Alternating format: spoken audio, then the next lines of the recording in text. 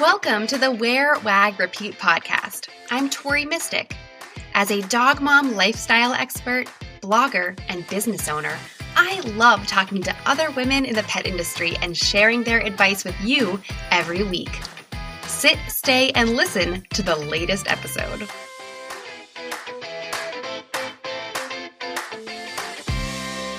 Hello, and welcome back to another solo episode of the Wear, Wag, Repeat podcast. I am your host, Tori Mystic, and today I'm really excited to talk to you about two strategies that you can use to expand your pet brand's reach.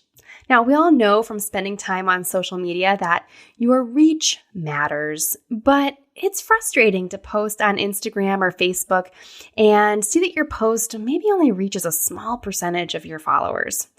If you could reach more people, what would that do for you? You might have more customers. You might be able to make a bigger impact in the lives of pets and their people. And maybe if you've reached more people, you could spend less time on your computer and more time with your dog. I know that's what I'm always aiming for. So in today's episode, I'm going to be sharing two strategies that you can use to expand your pet brand's reach. And guess what? They have nothing to do with Instagram or Facebook. I think that we need to look beyond those platforms and get a little creative. So I'm going to tell you how I have used Pinterest and podcasting to grow my brand, increase my revenue, and find more time to spend with Bert and Lucy. Are you ready to dive in? First, in case your listening gets interrupted for some reason today, I want to let you know about two important things that are coming up here at Wear, Wag, Repeat. First of all, I am hosting a free Pinterest for Petpreneurs workshop on May 4th. It's totally free to sign up. It's a 1-hour workshop. And yes, it will be recorded, but make sure to sign up because only the people on the list will get the replay link later. In this workshop, I will reveal mistakes that I see people make on Pinterest all the time. And also, I'll teach you how to create traffic generating pins. You can sign up for that free workshop at wearwagrepeat.com/Pinterest workshop. Also, membership in the Wear, Wag, Repeat Society is opening up next week. This will be your first chance to join in 4 months. So I'm really excited about opening the gates to membership once again. We have about 65 members of women in the pet industry, and it's a really great group. And I'm super excited because our May topic is about pitching yourself to podcasts.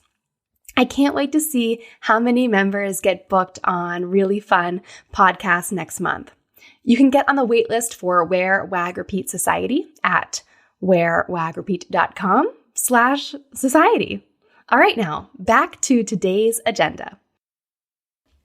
Let's talk first about what your reach really means when it comes to marketing. I think there's so many buzzwords we love to talk about: your reach, your impressions, your engagement, and we never really stopped to think about what they really mean. So I'm going to talk about that first, and then I will talk about how I use Pinterest to generate a higher reach with more traffic to my website, and how I use podcasting to form a deeper connection with the people that I reach. So what is reach? Well, technically the definition, it means the number of people who see what you're posting. But I think it's the number of people that you impact. So maybe they read your post, maybe they go to your site, click on your photo, maybe they just remember your name, or maybe they have a screenshot of your website or something that you created in their camera roll. When you reach the right people, that's when you can really make an impact. So that's kind of where Pinterest and podcasting come into play, because pet people and pet lovers are in both of those places. I just love the alliteration. Pet people on Pinterest and podcasts. I'm not going to be able to say any P words by the end of this episode. So first, let's talk about Pinterest. Yes, pet parents are on Pinterest, and yes, they are searching for you and what you do. And the best thing about it is that Pinterest wants to send traffic to your site. There's really no other social platform that wants to send people away from their platform and to your site except for Pinterest, because Pinterest really wants to help their users figure out how to do things. That's what it's all about. It's all about doing something, making something, or going somewhere. And Pinterest wants to give their users the best experience in figuring out how to do all of those things. So, but first, in order to make sure that Pinterest trusts you, you need to make sure that you are linking to and sending people to a page that will actually help them. So think about, what do you specialize in? Then you want to create Pinterest graphics that lead to a blog post, perhaps, that describes the benefits of your service, or maybe how someone can DIY that thing before asking you for help. I was able to grow my website traffic over 300% from last January to now, and that's really all thanks to Pinterest. But my most popular pins haven't really been about business or products that I sell or anything like that. My most popular pins across the board, no pun intended, are my DIY busy box, how to make popsicles, and Kong stuffing recipes. None of these things are rocket science. Anyone listening to this could probably do a blog post about Kong stuffing recipes, but I bet you haven't because everyone's clicking on my pin. So you need to get out there. I'm inviting you to join me in the crazy world of Pinterest and start generating some traffic to your site. What you really need is some good photos, good titles of your pins, and really good descriptions that link to helpful articles. That's what I do. And so Pinterest trusts me, and they show my pins to more people. That traffic then turns into people who might join my email list, and then I can email them all kinds of stuff forever until they unsubscribe. Or it might be someone who ends up on my blog and then buys something with an affiliate link. I can't tell you how many packages of, the pet dental wipes, Jax and Callie. I actually had the founder on my podcast a while back, and they make a really great dog dental wipe. And I have done a blog post about how to clean your dog's teeth without brushing, and that's been a very popular pin. And almost every day, someone purchases dog dental wipes through my affiliate link on that blog post because they got there thanks to Pinterest. So it's just, there's endless opportunities and ways to use Pinterest to generate traffic, which in turn can generate revenue, which in turn gives you more free time to spend with your own dogs. Another way that I've been able to monetize my site thanks to Pinterest is when I hit 10,000 page views on my blog, which sounds like a lot, but you guys, I was working at that for literally years. And I finally hit that last year thanks to Pinterest. So when I hit that 10,000 page views mark, I joined an ad network, and now I make money from banner ads on my site every month. Of course, you can join some ad networks at a lower threshold. And even the network that I'm in, which is Ezoic, they welcome people at lower levels. But I wanted to make sure that I was at a level that I would be generating enough revenue that it would be worth it to have these kind of, invasive ads all over my site. And it is worth it. So if you want to learn more about Pinterest, and I'm going to go in a lot more detail in my workshop, I hope that you'll sign up for it. It's really easy. Just go to wearwagrepeat.com/Pinterest workshop. And in that workshop, I'm going to reveal 3 mistakes that I see people making. To give you a little teaser, one of those mistakes would be not putting good titles on their pins. Remember that Pinterest is basically like a little search engine. It's actually not little at all. It's huge. There's millions and millions of people searching all the time. And in fact, one of the most searched for categories in the last year is pets. People want to know how to build a doggy pool in their backyard. They want to know how to train their new dog. There's all these pandemic puppies. And there's so many things that people are searching for about pets, but your pin won't get found unless you have a good title that mentions what it is that your pin is about. And the blog post that your pin might go to, or whatever page on your website that you're directing people to. So in this workshop, I will talk more about that mistake and 2 others that I see all the time that are really easy fixes. And then I'm going to show you how to create really great traffic generating pins. I have experimented for years with the best layouts, dimensions, graphics, text or no text, all kinds of different things. And Pinterest also has some new features like story pins, which I'm having a lot of fun with. They keep emailing me every day that my story pins have hit 1 million impressions. So that's really exciting, and it's a new way to generate engagement and brand reach on Pinterest. And so, we're all about the reach and we're all about the traffic. And Pinterest does make it really easy for that. So I hope that you will join me for this free workshop. It's going to be really fun. And of course, you know that I have my Pinterest course. So we'll talk more about that in the workshop as well. So, okay, let's now talk about podcasting. So you're listening to a podcast right now. Shocking, I know. But I'm not talking about hosting my own podcast. I am talking about expanding my reach by being a guest on other people's podcasts. Over the years, I have been on a handful of podcasts, and recently I've made it a really big priority. In fact, I have recorded 8 interviews on other people's shows in the last couple of months. And what's kind of crazy about it is that only one of them has come out so far because people sometimes record podcasts really far in advance. Like for me, I just finished interviewing Tara Robertson from Pupstars Pet Care in Chicago this morning, but that episode isn't going to come out until almost July.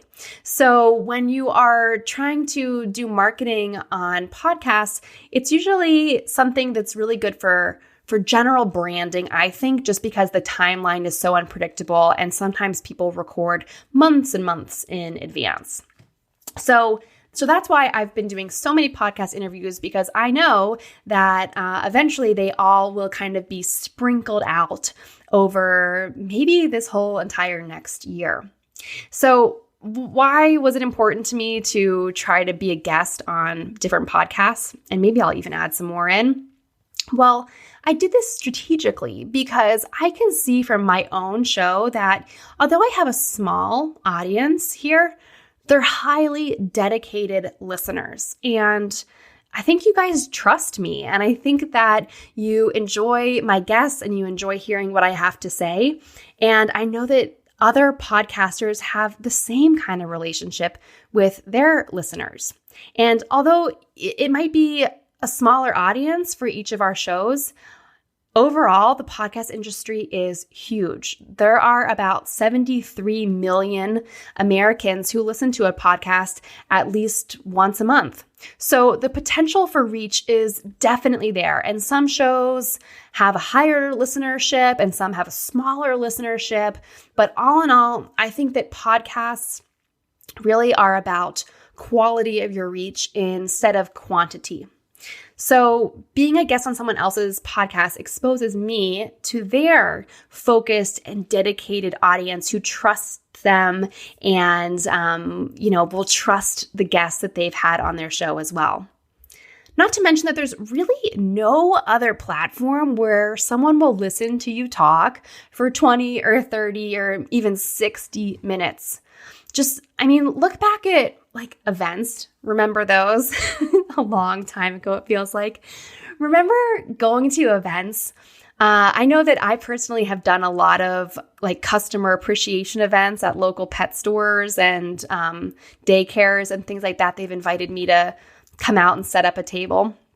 And maybe you've done something similar in the past to try and promote your business. But I just want to ask you, did you have any 30-minute long conversations with anyone there? I'm guessing the answer is no.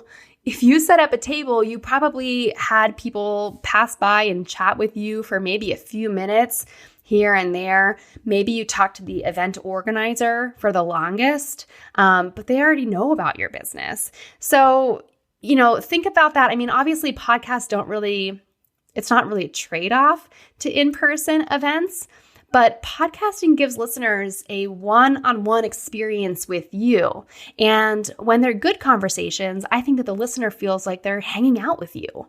And it's probably even better than hanging out in person at an event or something like that, because the person can listen to it wherever they want. And that's the best thing about podcasting in the pet space, because it's just so convenient. People can listen while walking their dog, driving to work, brushing their dog, etc., all kinds of things. So podcasting is it's so accessible, and I think it just builds such a deep relationship with the listeners, because you can tell stories, you can go really in depth, and you can explain things in your own words in a way that's not really possible on other platforms. Plus, by being a guest on someone else's podcast, you can reach their audience that they've already built trust with. I think I'm repeating myself here, but this is so important. This is like the key to podcasting, is that if you subscribe to a show or listen to it on a regular basis, that person is like a part of your life. So when they bring guests on, you're going to trust their opinion and their judgment for bringing that person on. So right out of the gate, by being a guest on someone's show, listeners will be receptive and interested in what you have to say. So there are podcasts out there that are targeted to the pet industry, like this one, of course. But there's also a lot of podcasts for pet parents. And if you think outside the box, you might even think of a podcast that is seeking a pet expert as a guest. For example, there's tons and tons of parenting podcasts, and they might need a dog trainer or someone to come in and talk about how to train your dog when you're having a baby, or, you already have kids and you're getting a new dog and how to handle that. So you don't only have to look at the pet industry. You can kind of look a little bit beyond the pet industry. I know that there's a ton of other business podcasts as well. Like my friend Carrie Fitzgerald has the 6-Figure Product Business podcast. And she interviews some people who have pet product businesses, but she also interviews all kinds of product business bosses. That's a tongue twister. So she has a show that is not specific to the pet industry, but it's specific to product businesses, and she features some pet people. So you don't have to look just at the pet space. You can really think outside of the box and be creative. Now, how do you go about getting booked as a guest on podcasts? Well, it's not as hard as you think it might be. Start with the ones that you already listen to. Go and check out their websites and see if they have any information about applying to be a guest. I do on my site. A word for the wise, it is not a good idea to pitch yourself to a show that you've never listened to. And if someone reaches out to you to be a guest, I would definitely listen to their show before you agree to be on it, because you need to know the format, you need to know the host's style, and if you've never listened to it, you need to make sure that they even have guests for interviews on a regular basis, because if you pitch yourself to a show that doesn't do interviews, you're going to look kind of uninformed, and you don't want to look bad if you're doing that. If you want to learn more about this, maybe see example pitches that I have received, some that were good and some that were not so good, and also get booked on shows yourself, the May topic in Wear, Wag, Repeat Society is pitching yourself to podcasts. Membership will be opening soon, but for a very limited time. So please make sure that you are on the wait list at wearwagrepeat.com/society. Or if you're already on my podcast email list, you'll also get the announcement about that. So that about wraps it up for this solo episode. I hope that you enjoyed it and that you're inspired to experiment with new creative ways to expand your reach for your pet brand beyond Facebook and Instagram. Remember, Pinterest is great at generating reach through traffic, and podcasts are great for generating a deeper connection with the people who you reach. And remember that I have opportunities to learn about both of these things through my Pinterest for Petpreneurs workshop that's free. It's happening on May 4th, and the Wear, Wag, Repeat Society May topic, which is pitching yourself to podcasts. If you want to learn more information about either of those things, just send me a DM on Instagram at Wear, Wag, Repeat. What did you like most about this episode? Find me on Instagram at TMystic and let me know what intrigued you or what questions you have about starting or growing your own dog-inspired business. You can also screenshot this episode and tag me in your stories. I love to see who is listening out there. Some of the best conversations happen after the episode, right?